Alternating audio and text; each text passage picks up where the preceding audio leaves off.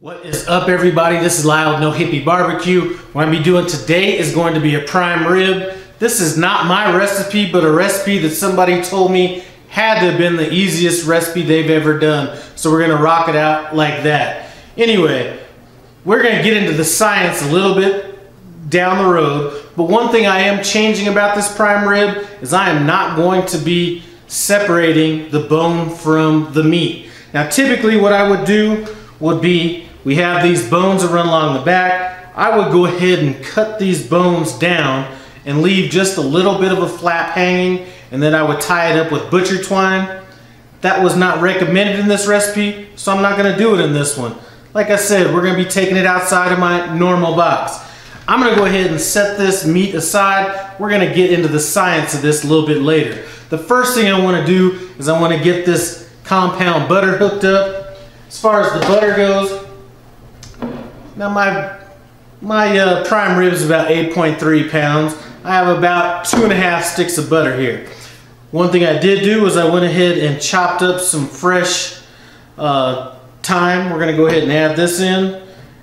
And I don't really have any specifics on this. We're just going to want it to have enough herbs and stuff like that to really look good in the butter. I really don't know how to break it down any further than that. So I have a little bit of that. We're going to hit it with some dried oregano. And we're just eyeballing this. And I have some dried basil leaves. And we're just going to go ahead and throw some of that in. And then we're just going to mix it up. And here's kind of what we want our butter to look like. We want it to look herbaceous. I'm going to break that word down to you. Herbaceous means you want there to be a whole lot of herb in there. Anyway, I'm from Colorado. We don't want that kind of herb in there, but we want plenty of herbs in here.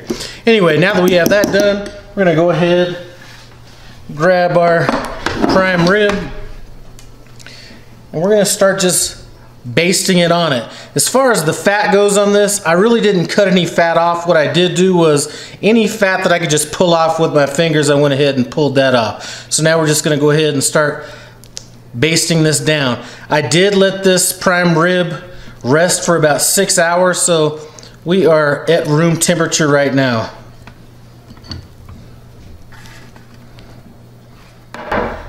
Now while we're basting this down, I do want to get into the science of this. So what we're going to be doing is we're going to be cooking this for 5 minutes a pound at 500 degrees. Now this is 8.3 pounds, so what we're going to basically do, hit our calculator here, we're going to take 8.3, multiply that by 5, that gives us 41.5 minutes. So we're going to round that up to 42 minutes, and we're going to cook this in the oven at 500 degrees once we get this all slathered down. So we're going to cook that for, man, I forgot my math on this. We're going to cook this for 42 minutes at 500 degrees. And then once it hits that 42-minute mark, we're just simply going to turn off the oven and let it rest in the oven. We're not going to take it out or anything like that. We're just going to turn the oven off and we're going to let it go for 2 hours.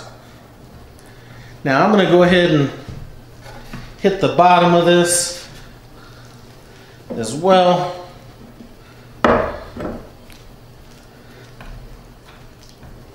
Now we're going to go ahead and I'm going to go ahead and set it in.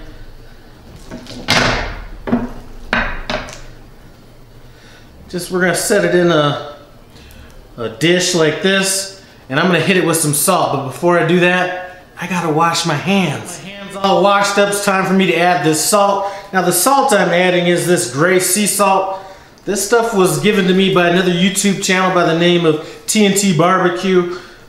He bought this at an Amish store for like $1.25. I think this would probably cost close to $8 or $9, if not more, if you didn't get it from the Amish store. So all you Amish people out there, if you happen to be slipping and watching some video right now, we love you. Anyway, let's go ahead and hit this with some salt. And you don't have to be worried about adding too much of this salt to it, because obviously this is a very thick piece of meat.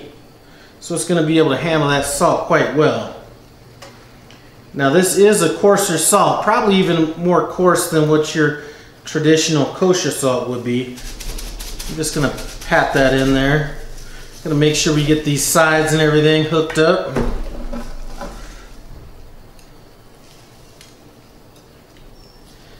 I am going to go ahead and hit this back side where these bones and everything are.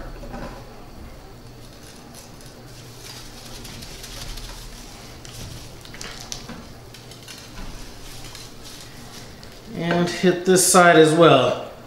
Alright, we are good to go. Now the reason I'm cooking this in this casserole dish is I am going to be making kind of an au jus out of this. So I want all this juice to be captured in here. I think we're good to go. Like I said, oven, 42 minutes, 500 degrees. See you back then. Alright guys, so this has been in the oven for 42 minutes, 500 degrees. We're about to hear this timer go off. Once this timer goes off, which is doing right now, I'm gonna go ahead and just turn that oven off, not open it, not do anything. We're gonna let it just sit in there for another 2 hours. Then we're gonna get slicing it up and see how this technique turned out.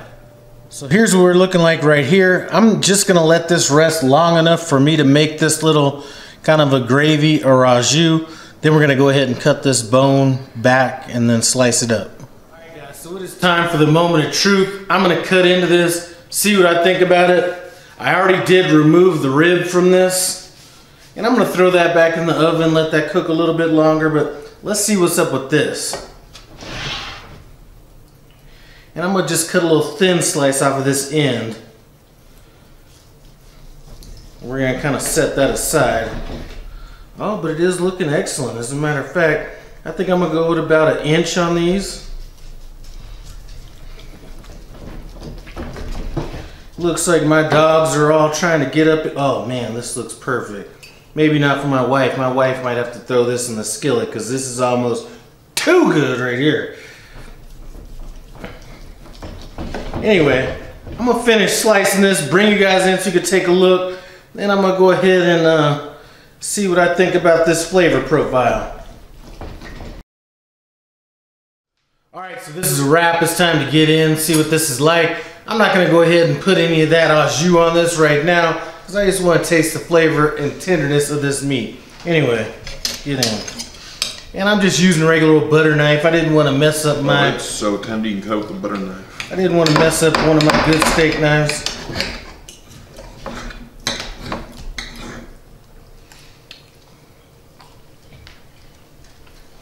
Mmm. That is good. Great flavor. So tender. Man. That's real good right there. Nice technique. Listen.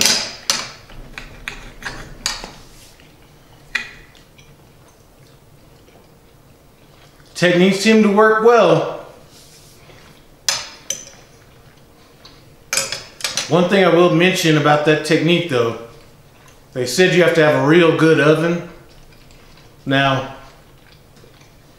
if your oven doesn't hold heat that well, this may not be the technique for you. And I have a convection oven, so when I was running it at 500 degrees, I did have it on convection as well. It didn't mention that or not mention that, but I just went ahead and made that decision on my own. Anyway, me and Mr. Hetty Pendergrass over here want to thank you for stopping by No Hippie Barbecue. Appreciate it. Comment, subscribe. I'm out. That is real tender.